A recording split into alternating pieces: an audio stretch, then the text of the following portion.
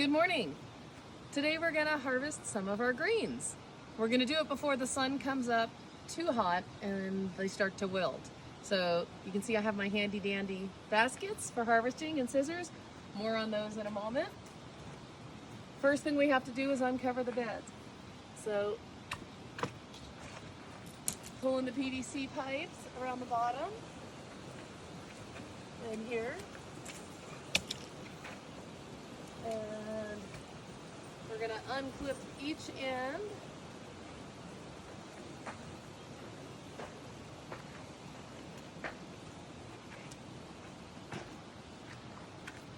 And again, in the winter, this acts as frost cloth, but for now we're using it as shade.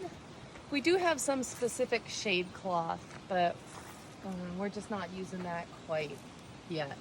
Oh, look at how beautiful these are. Let's open this up so we can get to it better.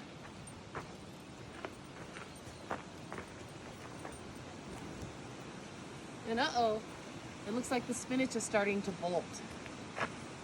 Yeah, see some of these long stalks? We don't want this. We got a little behind the curve. But to make it easy, we always bring a chair over. Oh. And we have these baskets. This is one of my addictions. These African baskets, which we buy from an amazing woman named Coco at the craft fairs. I have a basket for everything. And we're gonna start with the spinach. Again, this is spinach, romaine, butter lettuce. Oh wow, the butter lettuce has formed beautiful heads, and romaine. So normally we harvest the spinach and the lettuce just by cutting the leaves off. But this time, since the spinach has bolted somewhat, I'm gonna cut the big stalks and harvest the leaves.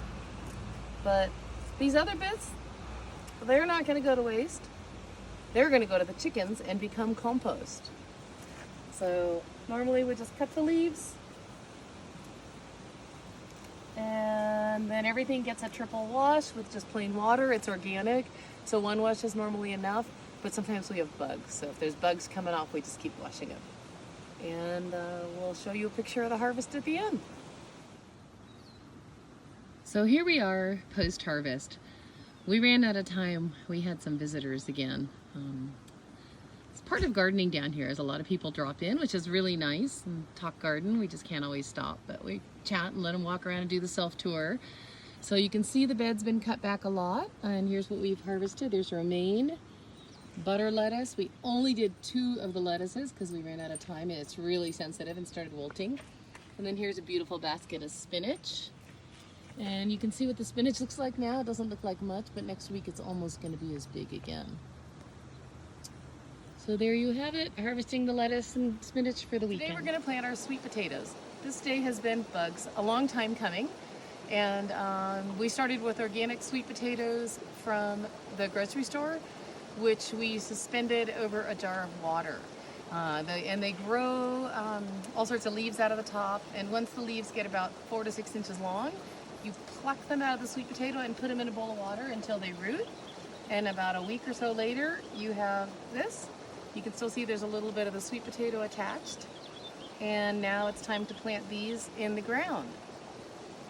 So we've got 5 here, and all we're going to do to plant them in the ground is just make a lot of room for the roots. Look at all those roots. Set them in.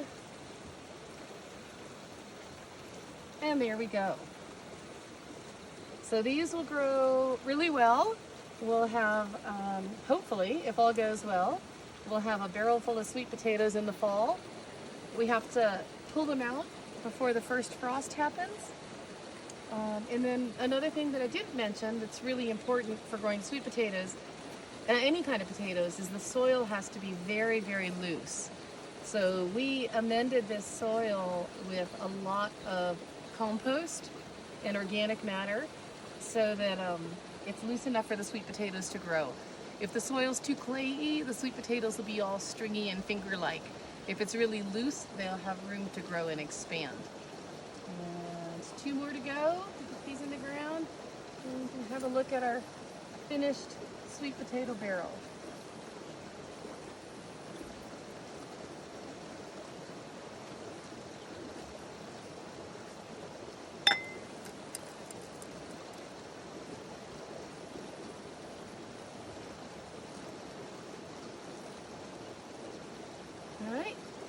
we go. One, and over here we've got the other one we just planted. So we'll have 2 whiskey barrels full of sweet potato if all goes well come fall. So one of the side effects of gardening is bugs. We mentioned that. So we just turned over one of our barrels that we're going to plant melons in, and look at what we found. Pick one of those up, would you?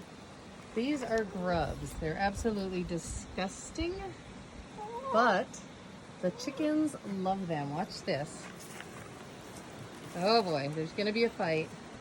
Chick, chick, chick. Chick, chick, chick.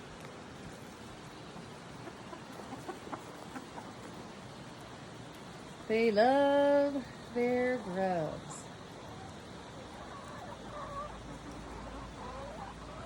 More on bugs later.